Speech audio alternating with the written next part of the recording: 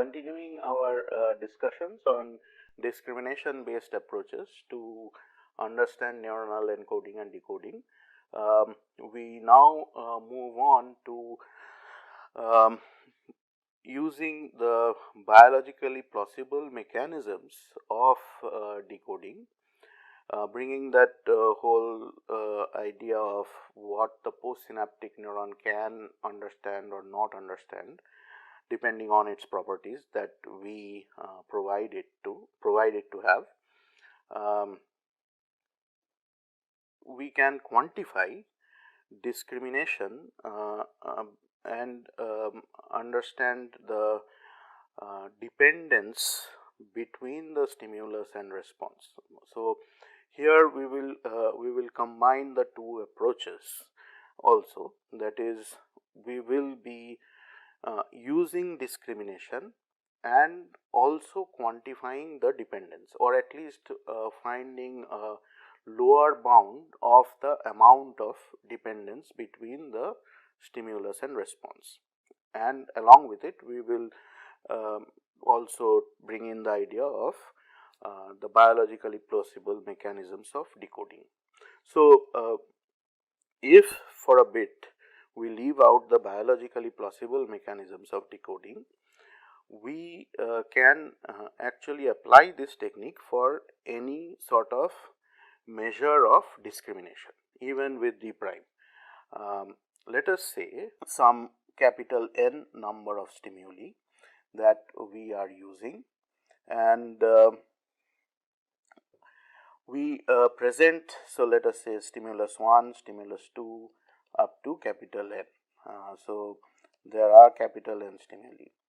Now each of these stimuli are presented, let us say capital M times. So each of these are being presented capital M times, and so in each of these presentations we have spikes. So let us say this is our total time t again of the stimulus, and within each of those presentations we have an measured spike train that is represented by this dots. So this is repetition 1, repetition 2, and similarly up to repetition M. Similarly, for the next stimulus we have some other spike train, first repetition, second repetition, and mth repetition. Similarly, for the nth stimulus we have the first repetition, second repetition, and mth repetition. So essentially we have m times n spike trains that we have observed by presenting presenting the n stimuli, each of the n stimuli m times. So based on these spike trains, now we are asking the question that can we quantify how much dependence there is between the stimuli and the responses. Now we as we have motivated this idea of discrimination based on the fact that we cannot really parameterize the stimuli from 1 up to capital N, or even if we can, we are not explicitly going to use it because there may be too many parameters that are involved. So we just want to quantify the dependence between them and use discrimination as a methodology to quantify that. So let us say that these spike trains, depending on whatever response measure, the response measure can be overall rate, the response can be KL distance over the entire duration capital T for assuming any kind, I mean without assuming any distribution, We can use a Gaussian assumption and use d prime as a measure of discrimination that is based on overall rate. We can use response measure to be in bins of very small size and then quantify the distance or the discrimination between two spike trains or two stimuli based on KL distance in bin sizes delta and summing them with independence or using KLD using dependence, and then again the other forms of KLD, that is delta that is large where k spikes are possible in each bin, without dependence and then with dependence, and so on. The list can go on. And there can be other functions or measures of how different the two spike trains are depending on some other measure of response. So let us say, this list can be endless, and here to restrict that list we will be bringing in the idea of biological plausible decodability. That is, not all of these are possible by a postsynaptic neuron to do, and so we will restrict this set by assuming certain properties in the postsynaptic neuron. So that part we will leave out for now. Let us say we have some measure of distance between two spike trains, that is, let us say spike distance metric, some way to quantify how different two spike trains are. So, which can be anywhere in that list, but let us now say that it is a measure that is called let us say capital D, something like that. So, using this metric, if we quantify the distances between spike trains, we can use this entire set of responses to create what we will call a confusion matrix, which is sort of the joint distribution that we will be after in order to quantify the dependence. So, what is that? So, let us say we have capital N stimuli 1, 2 up to capital N, and for stimulus let us say I, and we have responses are I j, that is I goes from 1 to capital N, j goes from 1 to capital M. That is the response. What we mean by R is the spike train, or some function of the spike train, which can be also rate, and we will be quantifying the distance between pairs of spike trains, which is, let us say, R I j and R I prime j prime.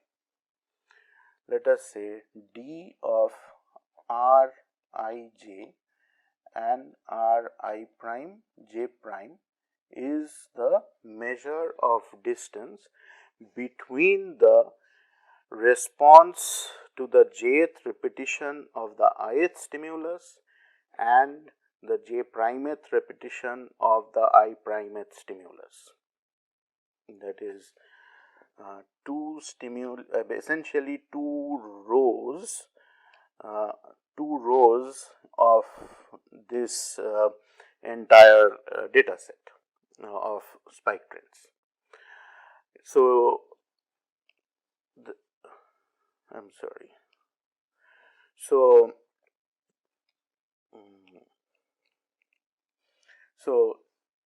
with this distance, let us say we first start with stimulus 1.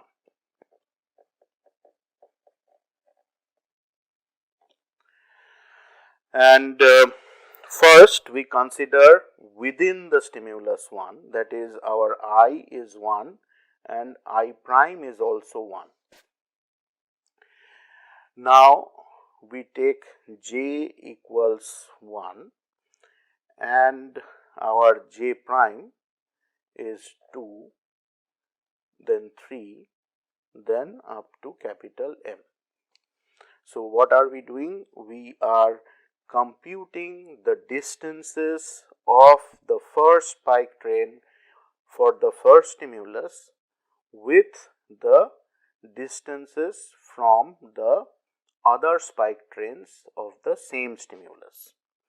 So we will have basically a set of distances that the first spike trains have with the spike trains produced by the same stimulus that the first one.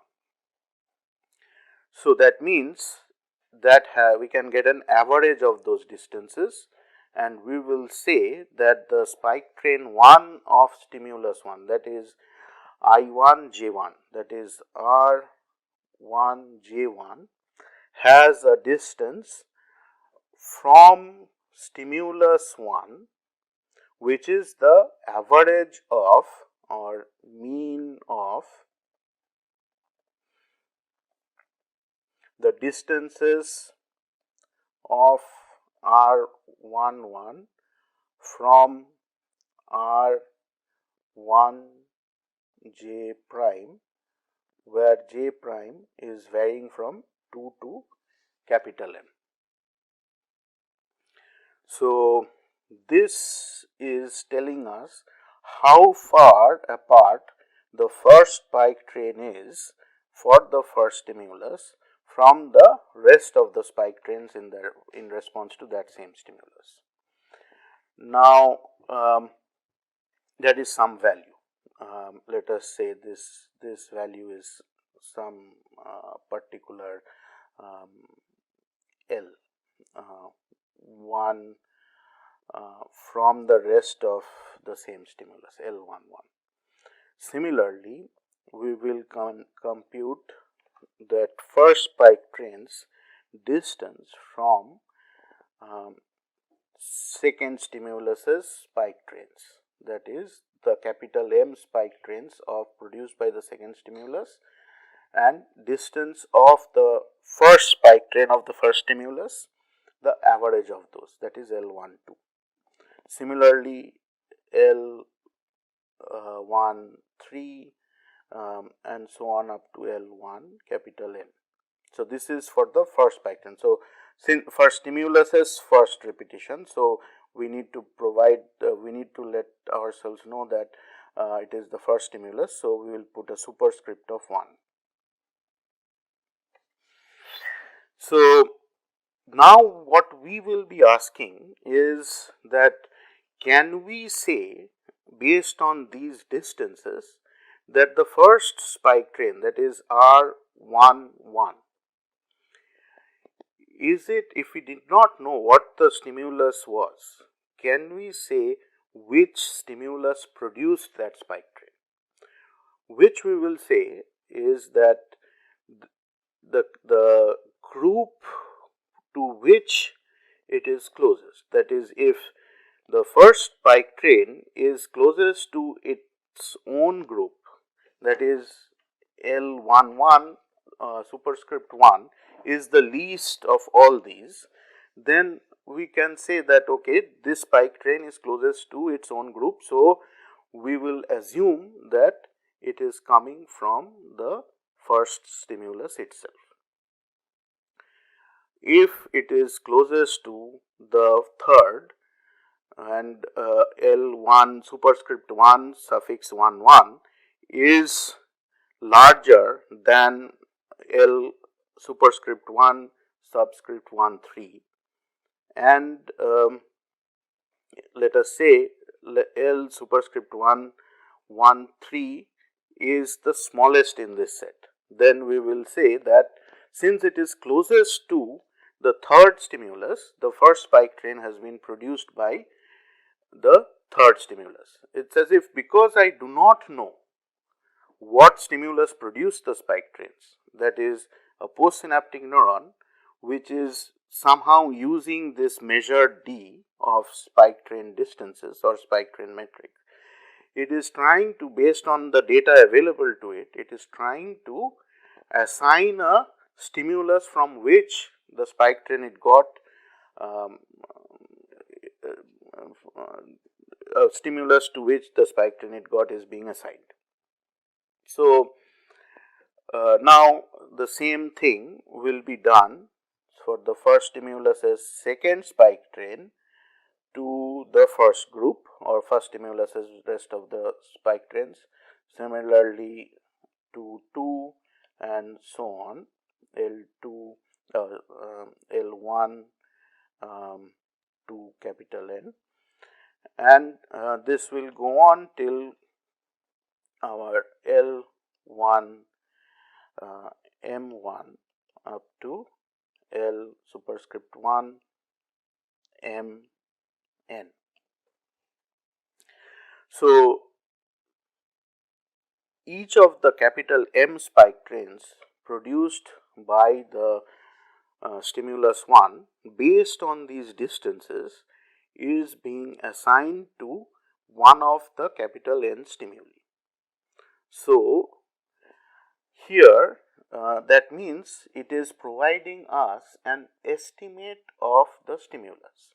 So, if we have stimulus here and S hat, an estimate of the stimulus here, then out of the capital M spike trains produced by stimulus 1, the number of times it gets assigned to 1, number of times it gets assigned to 2, number of times it gets assigned to capital N.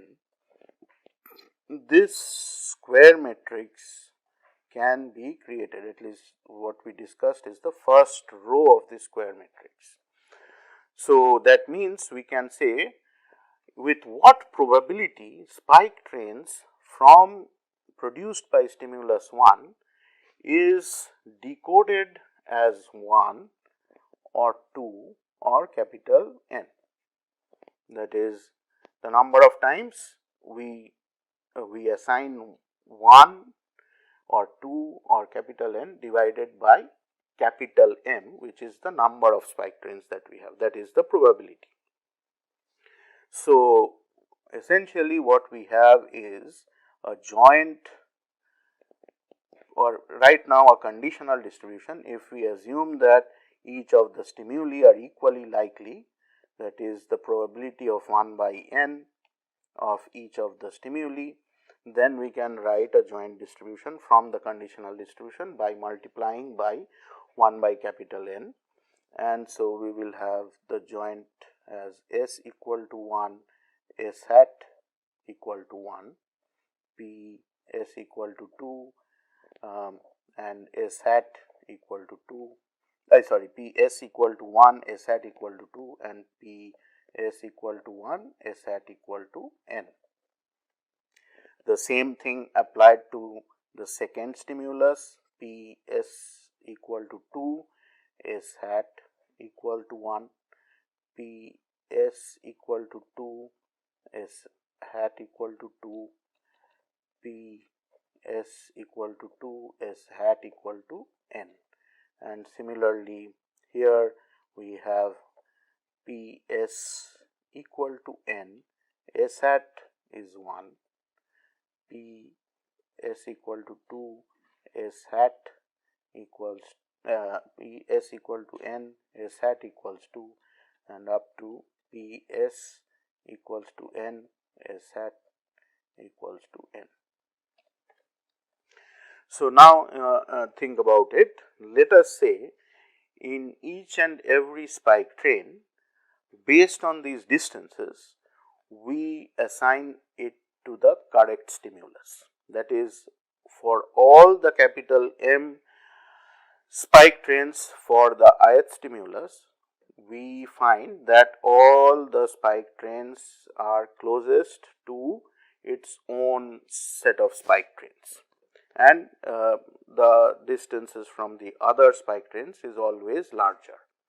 So that means every time we are decoding the responses correctly, that is, we based on these distances we are assigning the stimulus of the spike train correctly.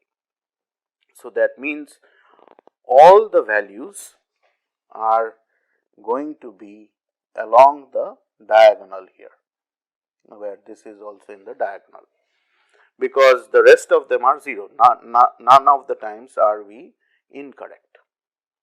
So in that case, this matrix is going to be simply a diagonal matrix with 1 by n in each of the elements along the diagonal. So let us go ahead and see what happens in that case, that we have 1 by n here, 0 0 0, 0 1 by n up to 0, and there here we have 0 0 0 1 by capital N.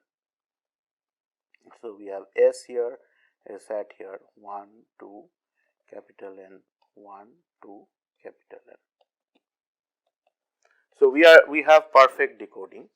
So in this case, what is the mutual information between S and S hat? So we know that the definition of mutual information is summation P S S hat log of P S S hat P S and P S hat. So as you can see that our marginals of PS is user defined or experimenter defined. This PS is always 1 by n, 1 by n, 1 by n, and our PS hat is also 1 by n, 1 by n, and 1 by n.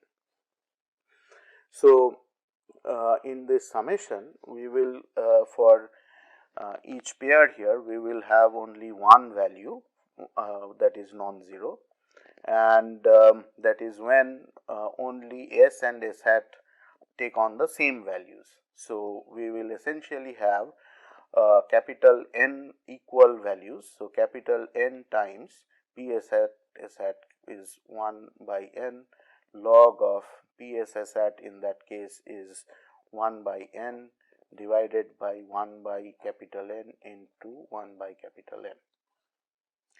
So now what we have is, it is simply log of capital N. Now what is log of capital N here? It is simply representing the entropy of the random variable S, because it can it has capital N equally likely values and its entropy is log n, and we also know that the maximum mutual information between two random variables in this discrete case is the minimum of the entropy of the two random variables, and in this case both the random variables have equal entropy S and S hat, which is log n, and it is reaching the maximum mutual information, that is log n,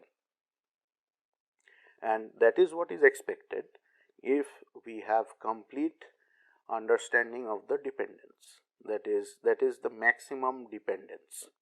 So if our D is the choice of our distance is correct in the sense that it is able to perfectly discriminate the capital N stimuli, then we see that the mutual information reaches the maximum. So we can indeed quantify the mutual information between stimulus and response. Here I again ask you to take a minute to think about what I just said. we were all talking about, all this while we were talking about mutual information between S and S hat, and now I said the dependence between stimulus and response. So there is a leap here, and now we remember that if we recall the data processing inequality, what is S hat? S hat is nothing but a function of the response. That is, our from our S we are getting a response, and our from response, by making a function of the response, we are getting S hat. So this is again the same sort of Markov chain description of sequence of, three random variables that are related in this manner, where given the response, S and S hat become independent of each other. And so we know that the mutual information between S and R is greater than equal to the mutual information between S and S hat. So what we have obtained by this calculation is that we have found a lower bound of the dependence between the stimulus and response. That is, this is the least amount of dependence that must be there between the stimulus and response, because this mutual information of ISS hat is the minimum amount of mutual information that ISR has, and we have computed ISS hat. So with this we can in a way quantify the dependence between stimulus and response, albeit a lower bound. So we have an idea of how much dependence there is between the stimulus and response, or there at least is between the stimulus and response. So with this idea, we must remember that all we have done is chosen a distance metric where we have used this D and operated it on two spike trains, R I j and R I prime and j prime, and for all combinations of I j, I prime, j prime, based on that we have created this confusion matrix. Confusion, why do we call it confusion matrix? That is, if now if the stimulus is S and the decoding method is confusing the response with response to stimulus, some other stimulus, and so that idea is captured in this matrix. So we have drawn the example of where there is perfect decoding. So as we will see in actual examples, that it is not going to be like that, and it is heavily dependent on what this D is going to be. So we will have mass in these places, that is, the responses to stimulus 1 is not always decoded as stimulus 1, sometimes 2, sometimes capital N and the other ones. Similarly, the responses to stimulus 2 may have some probability of being decoded as 1 or capital N or the other ones, and so this becomes a non-diagonal, it is no more a diagonal matrix, it has mass throughout, and the more diagonal it is, the more mutual information there is going to be, that is, the less confusion there it is going to be, that is, the more mass along the diagonal, whereas if it is really spread out, let us say uniform throughout, then there is no dependence between them. Uniform throughout meaning that, let us say, each point is 1 by n squared, So each point, each mass point at there is 1 by n square, would mean that S and S hat are independent of each other. That is, P S comma S hat is equal to P S times P S hat. That is what we see, that this denominator is equal to the numerator, that is P S S hat is equal to P S times P S hat, which means that it is independent of each other, and then the mutual information is 0.